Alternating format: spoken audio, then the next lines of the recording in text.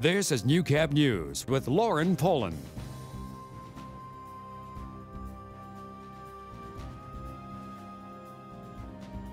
Us. Heavy rainfall overnight continued through the morning, causing flooding damage in the border city and on local highways. Mike Baden has all the details and tells us how to prepare before disaster strikes. Constant rain over the past 12 hours has caused sewers to back up and roads to flood, as well as residential damage. We've been inundated with calls from all kinds of questions, whether it's with sewer backups or whether it's with potential seepage or whatever. Obviously, a lot of water coming into the areas, and the city's experiencing some drainage issues in certain areas of town. Highways just west of Blackfoot and many roads here in the border city are experiencing high water levels. The landfill has also been closed down for the day because of the heavy rain. Certainly there have been some isolated cases of backups, and residents are advised to call our public works departments, and we'll dispatch people out to assess the situation. Because of the long wait times, First General Services is advising people to remove all family photos, personal documents, and electronics from water seepage areas until they can come out and help. The most important thing is to try and document it as best as possible. If you can see where the water is coming in, if it's coming in through the drain, definitely get some pictures, get some videotapes if you can. That'll help you with ensuring that you get some insurance coverage. City vehicles have been driving around throughout the day, finding priority points and assessing situations as soon as they can. This much rain in this short duration is a rare occurrence. It's nothing that we can't handle. We've been through these events before, and certainly our infrastructure is holding up well. Mike Baden, Newcap News. Meantime, cleanup enters its second day in the city of North Battleford as crews continue to repair the damage left behind from Monday night's storm. Kelsey Bloxham has the latest. As of 1 o'clock this morning, power was fully restored in North Battleford as well as the surrounding rural areas. Good news for city staff as they continue the cleanup. Well, predominantly the damage is created by falling trees. So whether they snapped off or they were uprooted or just limbs coming down.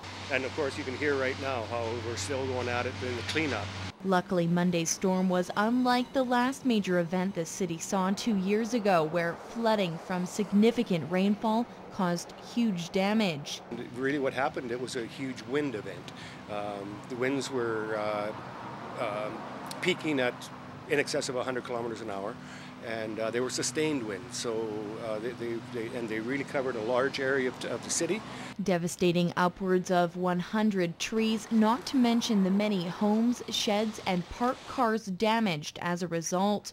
The Battleford Union Hospital also felt the impact, running off an emergency generator, only regaining power late Tuesday night. The parking lot, normally full, left empty, as officials asked residents to stay away unless in the event of an emergency. The grid was severely and significantly impacted. Large power lines were knocked over, to the north of us. But even with all the damage, there have been no reports of any injuries. Kelsey Bloxham, Newcap News. Lloydminster RCMP continued to investigate a 3-car crash near downtown yesterday. There were 5 occupants inside, including a small child.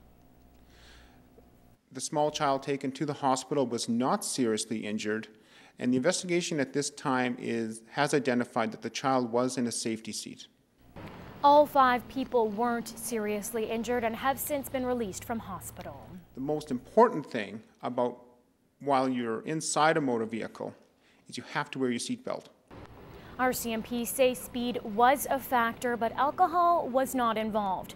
Charges have not been laid at this point. A milestone achievement for the United Way as it's proud to announce its best year to date. Elise Cox explains. United Way is always supporting our community, and this year the community came through for them. We had raised the most money we have ever raised in the past, and we were able to allocate those money to our member agencies, the most we have ever had. So it was a tremendous, fantastic year. This year alone, $154,000 were distributed to 16 agencies. This was the first year we actually were able to fund their requests fully, so that's another big step for us that hopefully we can continue to do that. And looking towards the future, they hope to uphold their new standards. It just seems that a year ago we were saying the same thing, but this year was just that much better, and we're hoping in the future that it will continue in this way. Their next big project is United Way Month in October. Elise Cox, Newcap News. Lakeland College is turning 100 this coming November, and it's found a way to turn grapes into cash for the college's Centennial Fund. Bart Padiasek tells us how.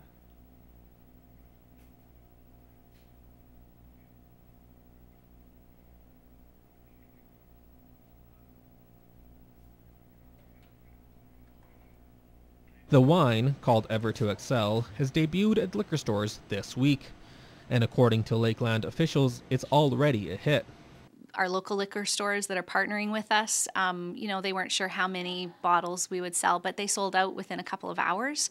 So we don't see any reason why we wouldn't continue if it's, something that the public wants, and it's a good marketing program for us as well. Coming from a bottler in Kelowna, BC, the profit made from the sales will go towards scholarships and awards to much-needed programs. We're looking at the highest need, so we have some programs that are new, we have some programs that are underfunded, and so we'll take a look at the Centennial Endowment Fund and how it grows, and then determine which area of highest need it will go to. The college hopes people can appreciate the product as well as support their local school at the same time.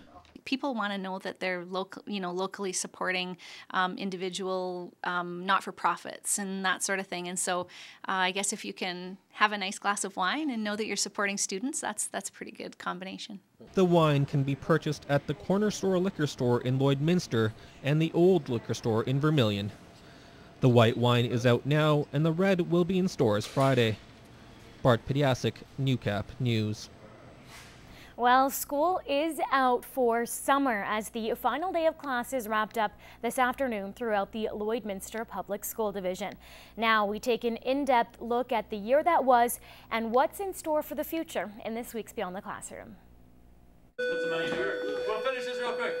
A busy year for the Public School Division is drawing to a close. First place goes to pulling off another successful car show, lending a helping hand to those in poverty across the globe, and even taking a turn on the stock market. But one initiative for everyone tops them all. All kids should graduate in our system, and that's our focus, and that's the direction where we're going, and we're seeing a number of steps made to take us in that direction.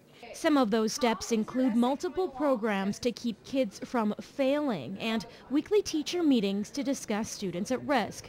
So far, stats are proving positive. In semester one of all the classes that were taken at LCHS, just over 90% of those classes were completed successfully. Another exciting addition, the announcement of the new College Park School with all the bells and whistles, including state-of-the-art practice and band rooms and a telescope on the roof. It's a wonderful looking school, and I think we're hoping that they can get out there with shovels in July, August early and get started on the project. Looking to the future, plans for a new high school in the border city are also in the works. Doors are expected to open by September 2014. Who wants to try now? And for next year, the school division is already mapping out plans for new programs, including its all-new Inspiring Learning Fund. We said to teachers, look, we've parked some dollars aside. And what we want to do is tap into those passions that brought you to education. So when you were a student, what was exciting for you and what were you really passionate about? So with another successful school year in the books, the LPSD now has tons of work ahead of it, preparing for September. Beyond the Classroom is brought to you by Lakeland College. Lakeland College will celebrate its 100th anniversary in 2013. Learn more about events and activities at lakelandcollege.ca/centennial. Kayla Buchanan, now the host of Around the Region, joins me now for another look at what's on your show tonight. And I know you and I went down to the Wainwright Stampede together, both for the first time, so we have that on the go. But what else can you tell us about, or even a bit about the Stampede? Oh, absolutely. We took in the four days of events. There was everything, the parade, the midway. I think it was a really big success. I know the organizers said it was. The crowds were absolutely huge. And so, of course, we have those highlights. And here's a look at what you can expect coming up tonight at 7:30. Of course, we have all the highlights from the rodeo, the midway. We talked to tons of people who were out. The parade was a blast. That horse guy was so funny.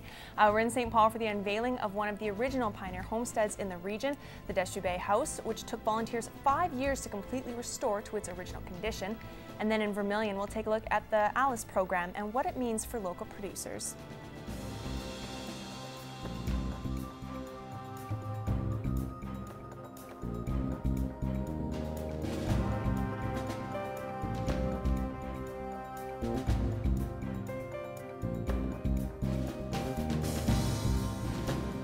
Stocks and oil prices brought to you by Spectrum Restoration. When disaster strikes, don't wait. Call the professionals at Spectrum Restoration, a certified member of the Canadian Disaster Restoration Group.